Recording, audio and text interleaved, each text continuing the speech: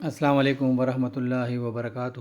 سیرت النبی کی سیریز میں آج کا جو ٹاپک ہے وہ ہے چاند دو ٹکڑے ہو گیا۔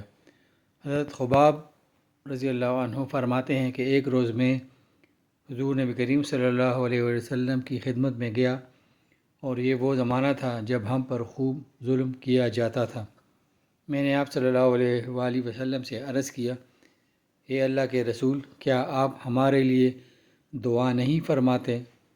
میرے الفاظ سنتے ہی آپ سیدھے ہو کر بیٹھ گئے۔ آپ کا چہرہ مبارک سرخ ہو گیا۔ پھر آپ نے فرمایا، تم سے پہلی امت کے لوگوں کو اپنے دین کے لیے کہیں زیادہ عذاب برداشت کرنے پڑے۔ ان کے جسموں پر لوہے کی کنگھیاں کی جاتی تھیں، جس سے ان کی کھال اور ہڈیاں الگ ہو جاتی تھیں، مگر یہ تکالیف بھی انہیں ان کے دین سے نہ ہٹا سکیں۔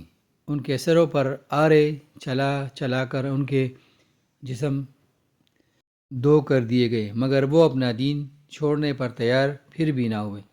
اس دین اسلام کو اللہ تعالیٰ اس طرح پھیلا دے گا کہ ثنا کے مقام سے خنزر موت جانے والے سوار کو سوائے اللہ تعالیٰ کے کسی کا خوف نہیں ہوگا، یہاں تک کہ چرواہے کو اپنی بکریوں کے متعلق بھیڑوں کا ڈر نہیں ہوگا۔ حضرت خباب بن ارت رضی اللہ عنہ فرماتے ہیں کہ ایک دن میرے لیے آگ دہکائی گئی، پھر وہ آگ میری کمر پر رکھ دی گئی، اور پھر اس کو اس وقت تک نہیں ہٹایا گیا جب تک کہ وہ آگ میری کمر کی چربی سے بجھ نہ گئی۔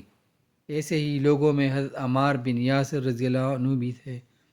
حضرت عمار بن یاسر رضی اللہ عنہ کو ان کے دین سے پھیرنے کے لیے مشرکوں نے طرح طرح کے ظلم کیے، آگ سے جلا جلا کر عذاب دیے، مگر وہ دین پر قائم رہے۔ علامہ ابن جوزی رحمۃ اللہ علیہ لکھتے ہیں، ایک مرتبہ حضرت صلی اللہ علیہ وآلہ وسلم اس طرف تشریف لے جا رہے تھے، اس وقت حضرت عمار رضی اللہ عنہ کو آگ سے جلا جلا کر تکالیف دی جا رہی تھی۔ ان کی کمر پر جلنے کی وجہ سے کھوڑ جیسے سفید داغ پڑ گئے تھے۔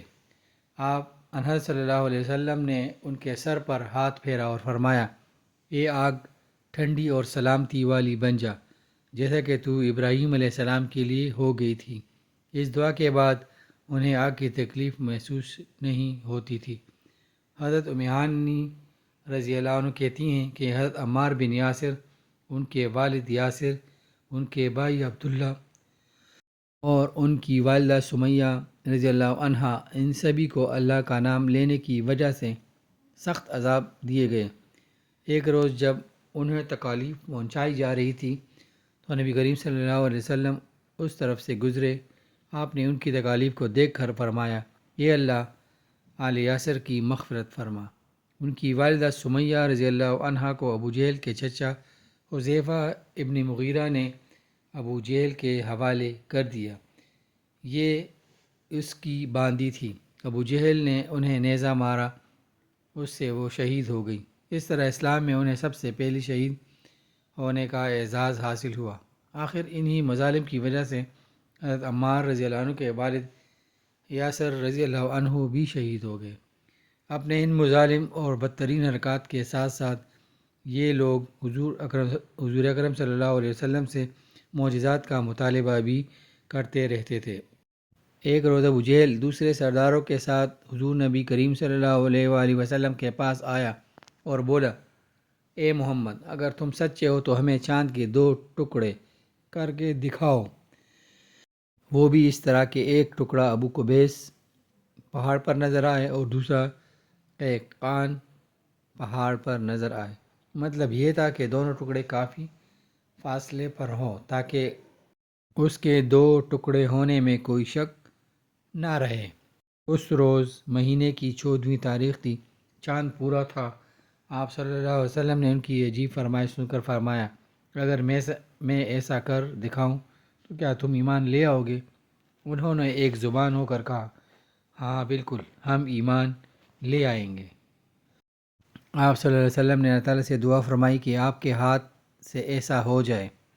چنانچہ چاند فوراً دو ٹکڑے ہو گیا۔ اس کا ایک حصہ ابو قبیس کے پہاڑ کے اوپر نظر آیا، دوسرا قیقان پہاڑ پر۔ اس وقت نبی کریم صلی اللہ علیہ وسلم نے ارشاد فرمایا، لو اب گواہی دو۔ ان کے دلوں پر تو قفل پڑے تھے، کہنے لگے، محمد نے ہم لوگوں کی آنکھوں پر جادو کر دیا۔ کچھ نے کہا محمد نے چاند پر جادو کر دیا ہے، مگر ان کے جادو کا اثر ساری دنیا کے لوگوں پر نہیں ہو سکتا۔ مطلب یہ تھا کہ ہر جگہ کے لوگ چاند کو دو ٹکڑے نہیں دیکھ رہے ہوں گے۔ اب انہوں نے کہا، ہم دوسرے شہروں سے آنے والوں سے یہ بات پوچھیں گے۔ چنانچہ جب مکہ میں دوسرے شہروں کے لوگ داخل ہوئے تو انہوں نے چاند کے بارے میں ان سے پوچھا۔ آنے والے سب لوگوں نے یہی کہا، ہاں ہاں، ہم نے بھی چاند کو دو ٹکڑے ہوتے دیکھا ہے۔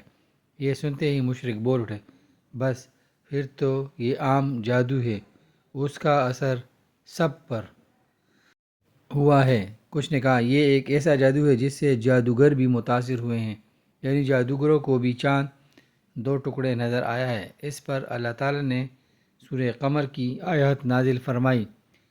ترجمہ: قیامت نزدیک آ پہنچی اور چاند شق ہو گیا، اور یہ لوگ کوئی معجزہ دیکھتے ہیں تو ٹھال دیتے ہیں اور کہتے ہیں یہ جادو ہے جو بھی ختم ہو جائے گا۔